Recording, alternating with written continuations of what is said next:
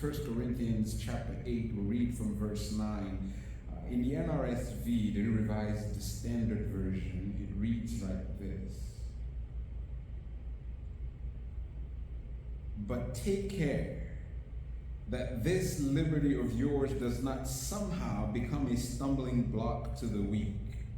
For if others see you who possess knowledge eating in the temple of an idol, might they not, since their conscience is weak, be encouraged to the point of eating food sacrificed to idols?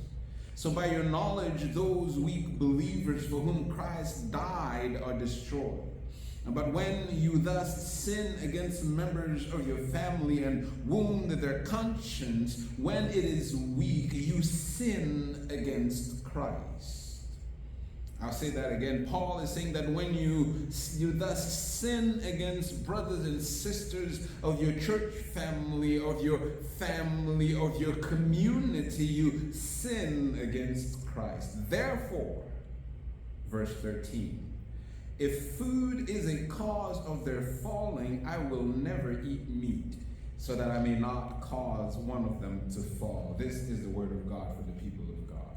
Say thanks be to God. Just a very quick recap. We began in verse 1 and have done 3 parts. The first Sunday we did part 1. Last Sunday we did parts 2 and 3, where we considered this issue of meat sacrificed to idols, and where Paul begins by talking about the fact that anyone who claims to have knowledge really has no knowledge at all, because true knowledge as a Christian is not in knowing God, but in being known by God. And then we saw how he talked about that arrogance, that when we are arrogant, it leads to friction and a crisis in the community. And then it says that it is exasperated when the arrogant also happens to be ignorant, that we do not know the difference between one thing or another. We do not know how different people commune with the divine, and because of our arrogance, we compound that with our ignorance, and then we add to that the third part, which was selectiveness, where we only want to do what is best for us, and that Paul says it is a recipe for disaster. And part 4 is selfishness, because last week we talked about how focusing on the wrong things, Paul is trying to tell the church, is what leads to your downfall, and it will not help you attain salvation. He says that the eating of meat sacrificed to idols, it could be bad, it could be benign. It depends on the situation. But he says essentially the fact that you are focusing on that issue alone, that is what is driving your conversation as a community. Paul might as well be writing a letter to the United Methodist Church where he says the fact that for 40 years you have only been debating one thing instead of talking about how you can best help people attain salvation, that is what will keep you from being saved. And so he goes on now in this final part where he says, if my eating meat is going to offend my brother or my sister who is weak in the spirit, then I will choose not to eat in order that I may not offend them, in order that I may not be a stumbling block. Paul is here, as I park parenthetically, letting us know, as I have said before, that whenever we choose to do something, every now and again, if not all the time, at least every now and again, we need to stop and consider, I understand that this is good for me, but how is this going to affect the person next to me? How is this going to affect the person, the generation coming after me? We want to enjoy all the resources that the country has to offer without paying any taxes if we can have our way. But how is that going to affect the children who are coming behind us? We want to explore all the natural resources that we can, forgetting the fact that we are throwing the earth core out of kilter and off balance. So how are we supposed to leave anything decent for our children? And every now and again we ought to think of others instead of just ourselves. And so here Paul says in verses 9 to 13, he says the fourth element that leads to a crisis in a community is selfishness. If there is one group of people that we know to not be selfish, it is mothers. I think that is universally accepted wisdom that mothers are not selfish. The very fact that we are here and have made it to this age, it is because mom, even if you may complain that my mother did not care for me, my mother did not do this, that she gave birth to you. But unfortunately, many of us, if we are to be honest, tend to be selfish sometimes. And Paul says that is a very, very dangerous thing to have in a community. That in a community, when people begin to express selfishness, to act out of selfishness, it leads to a crisis. Because you know the saying that freedom is not free. Freedom is not free. If you haven't heard this concept before, let me see if I can open it up a little bit by asking this question. Can a community truly have freedom if everyone is free to do as they please? Can we say that we as a church have freedom if when we gather together, we don't have any guiding principles that say that when we gather together, we will pray together, we will sing together, we will listen and meditate on the word together, that no, when the band gets up here and starts singing, those in the pews will just leave and go have lunch, and they can come back at the sermon time and start having their own conversation. If we do not have guiding principles, do we actually have freedom even though everybody is acting freely? You see, freedom is not free. It never has been. But let me make it more tangible for some of us. We have come to a point in our society where we have sacrificed communal well-being, comprehensive communal well-being that the Bible calls shalom. In fact, if you go into the book of Judges chapter 7, you will see there that Gideon, when he meets God face to face, names God and gives him a name, and he says, "You are Yahweh Shalom. The Lord is my peace." The Bible, the English version translates it, but the better translation is, "You are God, the God of comprehensive communal well-being." And we have sacrificed that in this society today. We have gotten rid of the God of comprehensive communal well-being, and we want my personal Lord and Savior, as if we belong to God alone. Nobody else. God is ours alone. But even in our daily living, think about this, for instance. Isn't it true that nowadays it is very common to hear the story of someone who would look at their family, this family that has cared for them from the time they were a child, this family that has been there for them all the days of their life. Now that this person has become an adult and they have found a significant other, this significant other is raising questions and raising antennas in the family, and the family sits this person down and tells them, "We need to have a chat. Don't be in a rush. Let's consider this for a little bit and make sure this is what you need to do." And yet this person, not wanting to hear any of it, leaves the family in order to follow their love. Isn't this a common occurrence nowadays, where we leave family for love, and then once we have gone and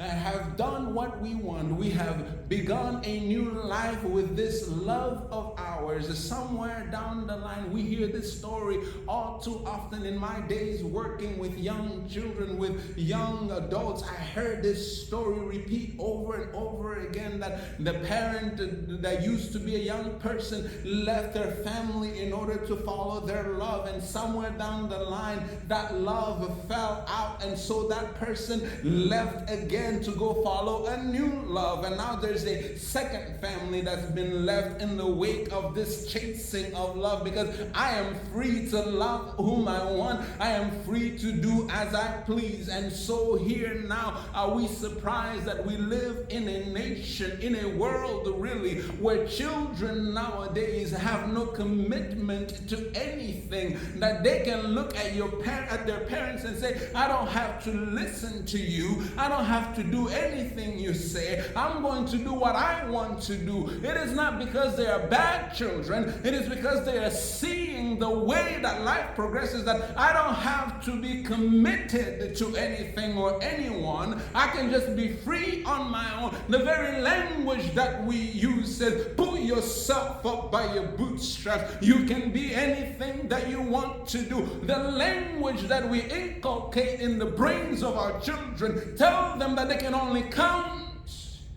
on themselves. But when we train our children to be individualistic, we cannot be surprised when they choose to exercise freedom for their own benefit. But when freedom is scattered amongst individuals, it is no longer freedom, because the community suffers. Because you see, freedom, when properly spoken of, is communal freedom, comprehensive communal well-being. It is shalom, and freedom is not free. In order for us to be free, in order for there to be harmony in the community, some sacrifices need to be made. When everybody can turn their back on the family, when everybody can turn their back on the church, when everybody can turn their back on their group, on their community, without fear of repercussions, without worrying about anybody else's feelings, then our communities do not stand a chance. Paul says, do you have the right to go and eat meat sacrificed to idols because you know that there are no idols and that these idols actually don't exist? Sure you do. But have you stopped to consider how that might affect others who don't know that, who still believe in idols? So maybe you don't think that what you're doing is wrong. Maybe you don't believe that what you're doing is a sin, but if all of us in the community, in the church, are saying that this is making us uncomfortable, this is making it difficult for us to connect with God, maybe you ought to be the bigger person and look at our weakness in the spirit and say, I will cool it down, I will tone it down, I will stop for your sake. This is what Paul is saying. He's saying, if somebody's going to be offended because I eat meat, then I will stop eating meat. Not because I think meat is wrong, me eating it is wrong, but because I care about the well-being of my brother and my sister. Because I care about harmony in the community. How often do we stop and think about the other?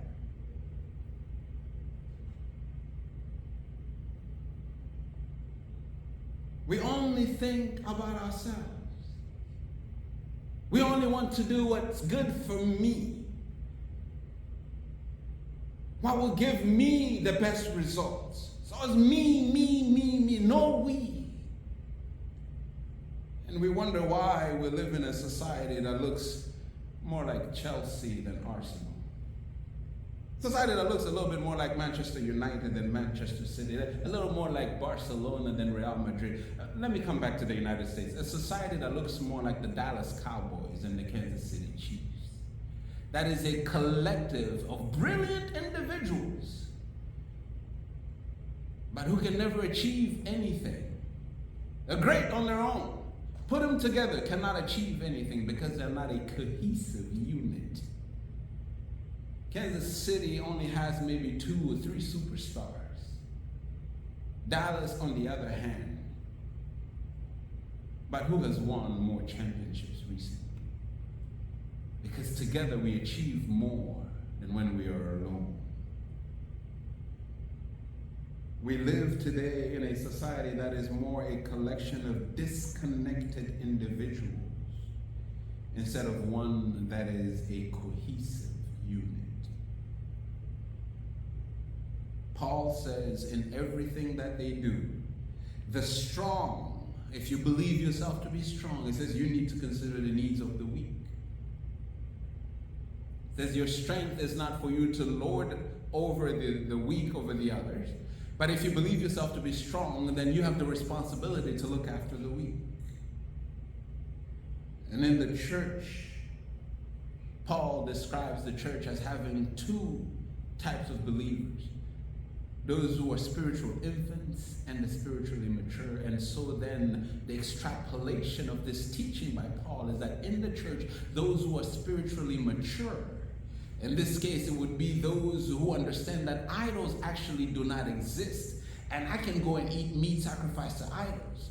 But because there are spiritual infants who still believe in idols, I will not eat meat sacrificed to idols.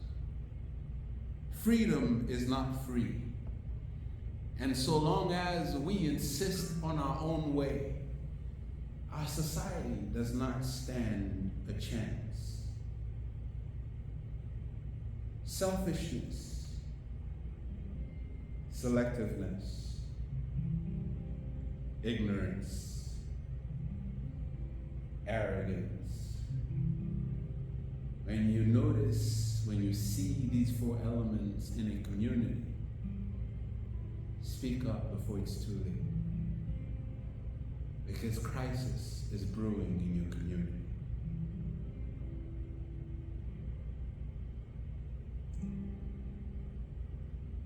Allow me to close. In fact, let us all close, if you will. Open up your phones and Google City on the Hill by Casting Crowns. I think they perfectly encapsulate this idea. They help us understand how when we insist on just me, we end up killing the community, the beloved community for which Christ died on the cross. City on the Hill by Casting Crowns.